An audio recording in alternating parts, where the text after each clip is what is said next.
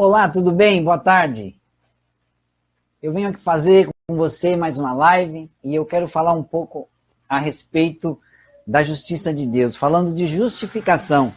Aqui no livro de Romanos, no capítulo 4, verso 13, o verso 14 diz assim: pois se os da lei é que são herdeiros, anula-se a fé e cancela-se a promessa, porque a lei suscita a ira, mas onde não há lei, também não há transgressão. Essa é a razão porque provém da fé, para que seja segundo a graça, a fim de que seja firme a promessa para toda a descendência, não somente ao que está no regime da lei, mas também ao que é da fé, que teve Abraão. Porque Abraão é pai de todos nós, como está escrito: por pais de muitas nações te constituí, perante aquele no qual creu, o Deus que justifica os mortos e chama à existência as coisas que não existem. Abraão, esperando contra a esperança, creu para vir a ser pai de muitas nações, segundo lhe fora dito. Assim será a sua descendência, ok? Então, aqui em Romanos 4,14, fala: se os da lei são herdeiros, a fé é vã e a promessa de que ele vai ser herdeiro do mundo será feita de nenhum efeito, porque a lei traz a ira, pois onde não há lei, também não há transgressão. Então, se a salvação, se a justificação do crente, ela é através da lei, como muitos estão pregando e ensinando, e muitos até se voltando para os rudimentos, né, das leis e das tradições judaicas, nós estamos voltando àquilo do que Cristo nos libertou. Porque se Cristo veio para desfazer um pacto e colocar um novo pacto, que é o pacto da graça, convém então que se nós voltarmos para trás, não é a Bíblia fala em Hebreus, que fala que Deus não é daqueles que, com aqueles que retornam, que voltam, porque isso entristece a alma de Deus, mas é com aqueles que avançam, que seguem adiante. E nós temos que seguir adiante no quê? Na lei? Não, na graça. Por quê? Nós estamos num novo pacto, chamado Pacto da Graça. Então você que está tentando se justificar através da lei, ou seja, através dos mandamentos, você está voltando para os rudimentos que Cristo já anulou. Porque quando um testamento é feito, e a pessoa do qual é feito o testamento, ela vem a morrer, ela falece, o que acontece? Tudo aquilo que está no testamento é o que tem que ser feito, porque é a vontade daquele que morreu.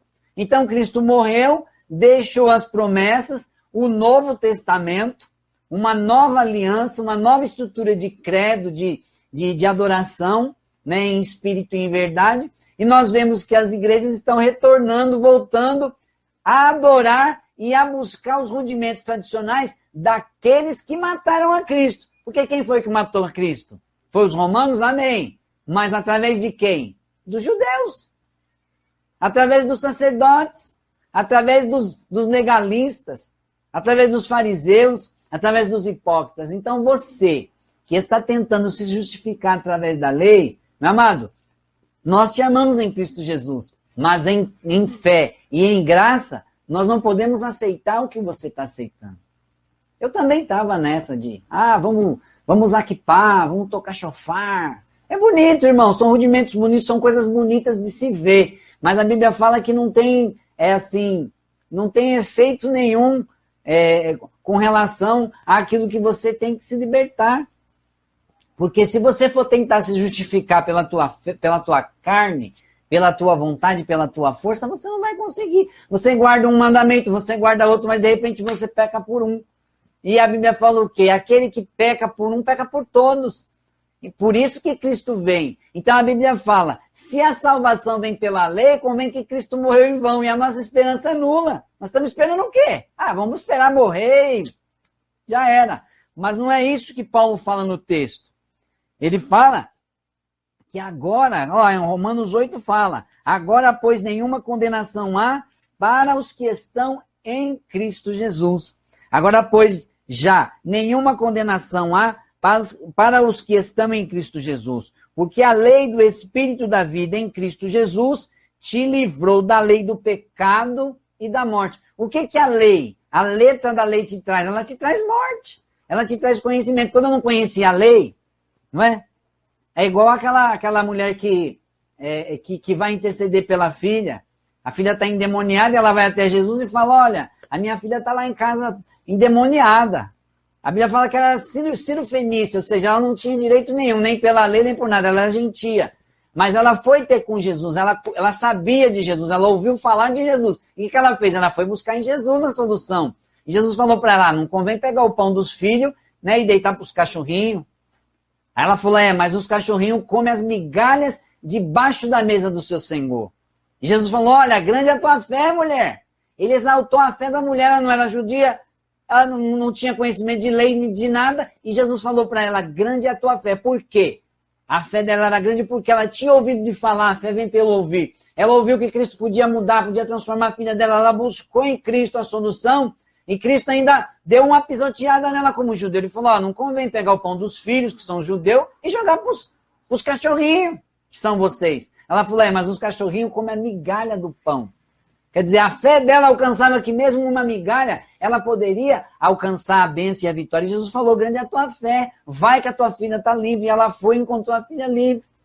Essa mulher não conhecia a lei, essa mulher não conhecia nada, ela só ouvia falar de Jesus.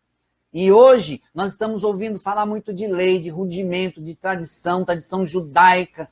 Amados, Cristo Jesus morreu na cruz do Calvário para nos dar libertação justamente desses rudimentos aos quais muitos estão querendo voltar. Então você que não conhece, eu vou estar aqui sempre postando alguma coisa a respeito da graça, porque em graça que nós somos salvos, através da graça que nós somos libertos, e é a graça que nos dá a condição de continuar em pé diante de Deus, não a nossa força, porque eu tenho experiência de, 20 anos de evangelho, né, de subir monte, jejuar, orar, clamar, não que isso não é bom, isso é bom, mas se você coloca o teu coração nisso, e a tua confiança está nas coisas que você pode fazer, você está perdendo o seu tempo.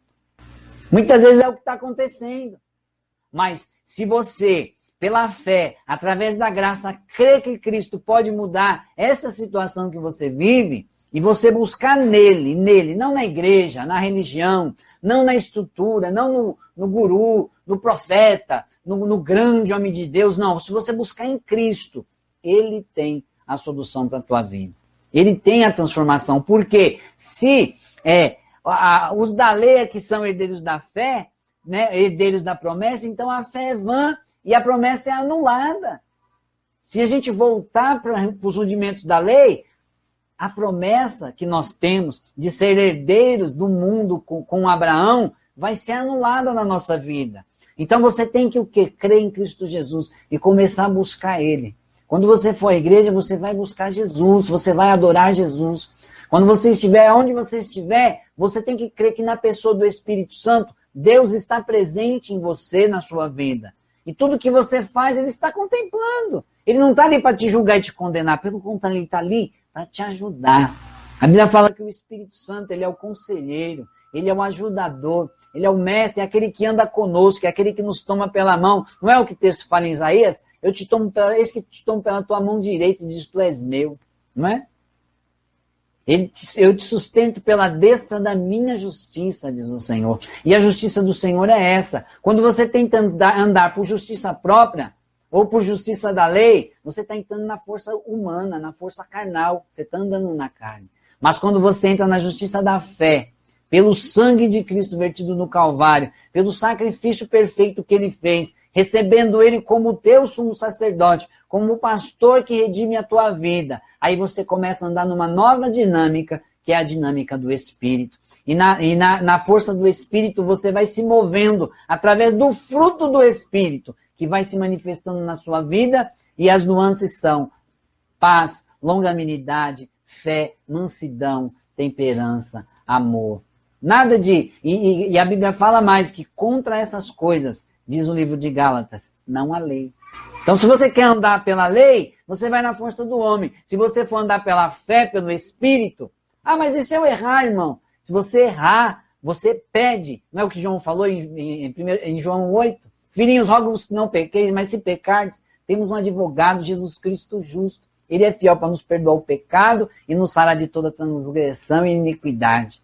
Então é andar em fé, é andar em comunhão. É diferente de ter uma religião, de precisar de um templo. Ainda que nós vamos aos templos, nós vamos adorar, nós vamos ter comunhão com a comunidade, com a irmandade, mas o nosso Deus vive dentro de nós, o reino de Deus está dentro de nós. Se eu transgrido, eu estou sozinho e eu transgredi, eu sei que o Espírito Santo está em mim e ele está vendo. Agora, se eu for humilde de reconhecer a presença dele e compartilhar com ele aquilo que eu estou sentindo, aquilo que eu estou pensando, permitir que ele me ajude naquilo que eu preciso fazer, muitas vezes eu vou superar as minhas forças, muitas vezes eu vou sucumbir àquilo que é minha limitação e eu vou passar adiante. Com meu Deus eu salto exércitos, eu venço exércitos. Com meu Deus, eu salto muralhas. Que Deus é esse? O Deus Espírito que habita dentro de nós. Ele nos capacita a fazer aquilo que nós não temos condição de fazer.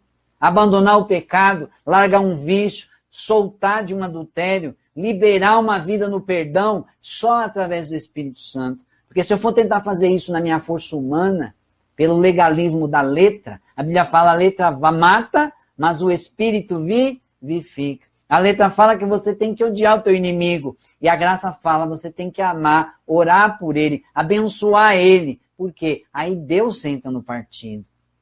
E só o Espírito Santo é que pode fazer você conquistar, praticar essas nuances do Espírito. Não é pela força e nem pelo poder, mas é pelo Espírito, diz o Senhor. Amém? Até aqui nos ajudou o Senhor. Essa é a palavra do dia. E fica aí na fé e na graça de Deus. Amém? Até mais!